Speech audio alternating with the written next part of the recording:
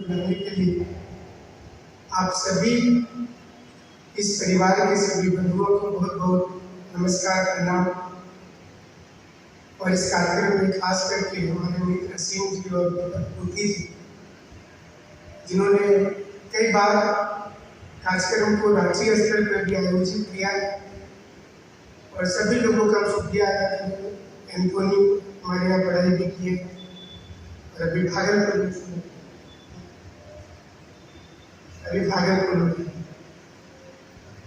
Career को लेकर के ये बहुत अच्छा प्रयास है पूरे समूह के द्वारा।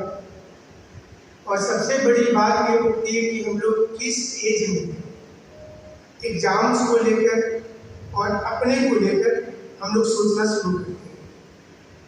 आमतौर पर आप देखिएगा कि जब बच्चे पढ़ाई करते हैं तो हम लोगों के दिमाग में कुछ बेसिक चीज़ें होती हैं कि उनको इंजीनियर और डॉक्टर बनाना है। हमारे साथ में डॉक्टर बांदा साहब हैं, तो ज़्यादा लोग ये सोचते हैं कि हमको इंजीनियर और डॉक्टर बनाना है, लेकिन उस समय के पश्चात उनको लगता है कि हमें कुछ और भी ध्यान देना चाहिए था जो उनसे छूट गया। और जब उनको ये पता चलता है, पेरेंट्स को पता चलता है, तब तक बहुत देर हो जाती है। तो हम लोगों की ये कोशिश है, हमारी और दीपक जी की, कि जो बच्चे पढ़ाई करते हैं स्कूल में, उस समय उनको सारी जानकारी एक प्लेटफॉर्म पर मिली और पेरेंट्स को भी पता चले कि हमारे पास में क्या क्या विकल्प है। सिर्फ इंजीनियरिंग करना विकल्प है, मेडिकल पे जाना विकल्प है, या इसके अलावा बैंक, रेलवे में, एसएससी में, आईएएस ऑफिसर में, या फिर जेपीएससी में।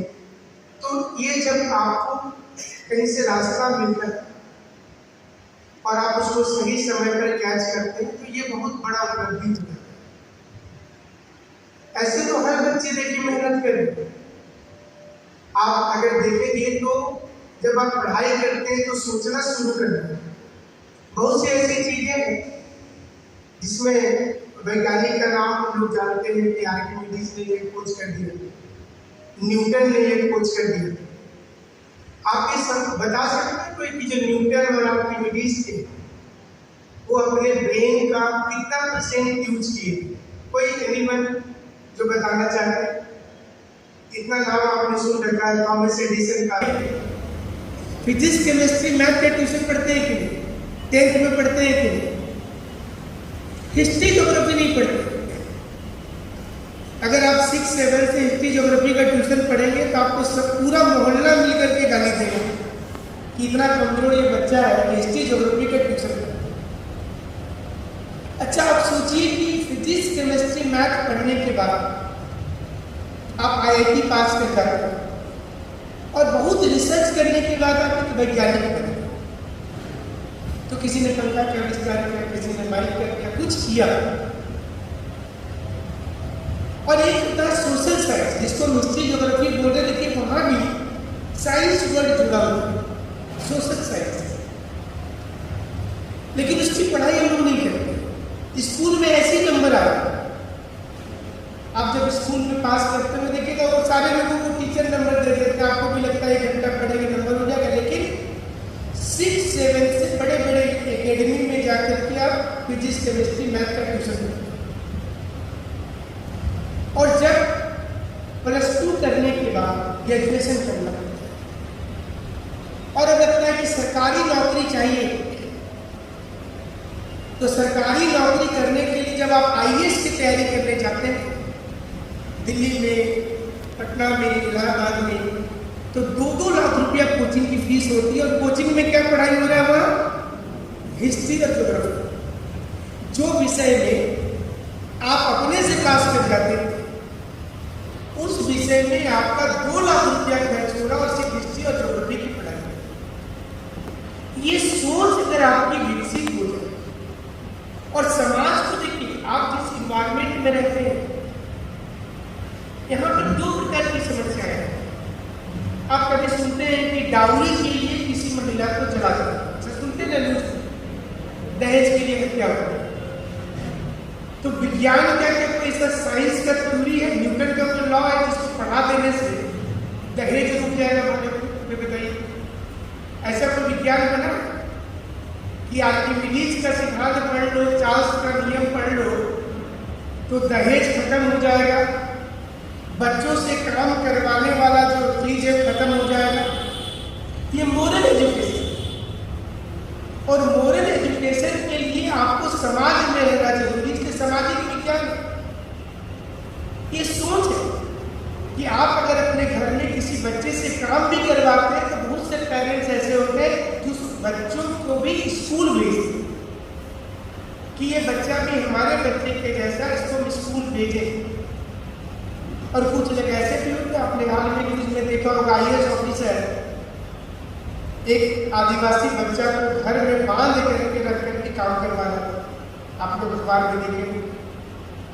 ये सोच, ये सामाजिक शास्त्र जो आपके अंदर सोच पैदा करता है कि आपको सम्मान किसी का कैसे करना, कैसे आप बच्चों का मनोबल को बढ़ाना,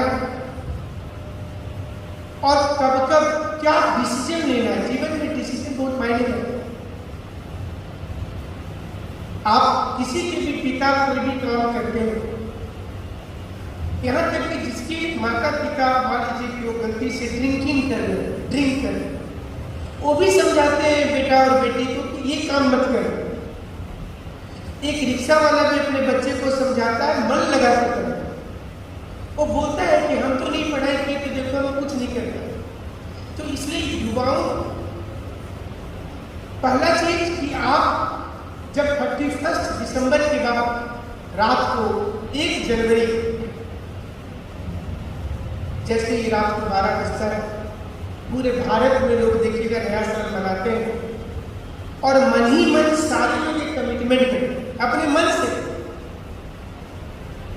आज के बाद से गलत काम नहीं करेंगे, आज के बाद से मन लगा के पढ़ेंगे, सुबह उठने के बाद लोग चर्च आएंगे, मंदिर चलेंगे,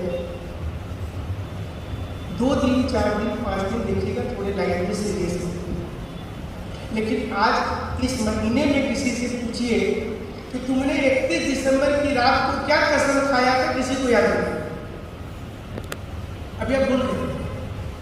लेकिन जब जब आप कमिटमेंट करते हैं तो उसको लिखिए। जब आप एग्जाम दे करके निकलते हैं और आपको लगता है कि इस बार परीक्षा खराब हो गया है, अगली बार हम एक बहुत बड़ा परिवर्तन करेंगे, तो उसको लिखिए। जब आप लिखिएगा तो आपके अंदर चेंजिंग होगा। फिर आपको लगेगा कि पिछला साल भी तो लिखे थे सब चीज, कुछ तो किए नहीं। तो ये आप जो 31 दिसंबर की रात को जो कमिटमेंट करेंगे कि ये आने वाले साल में हमको तमाम चीज़ों को करना, और उसको लिख करके जब रखिएगा तो पूरा साल आपका अच्छा से जाएगा और आप निश्चित रूप से सफल हो जाएंगे।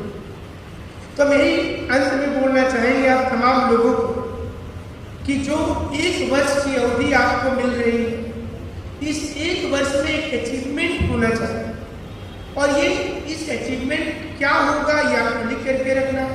हमको एक वर्ष के अंदर कुछ ना कुछ हम जरूर से करेंगे, और हमें उम्मीद करते हैं कि आप लोगों में से बहुत सारे लोग IAS और UPSC JPSC जैसे एग्जाम को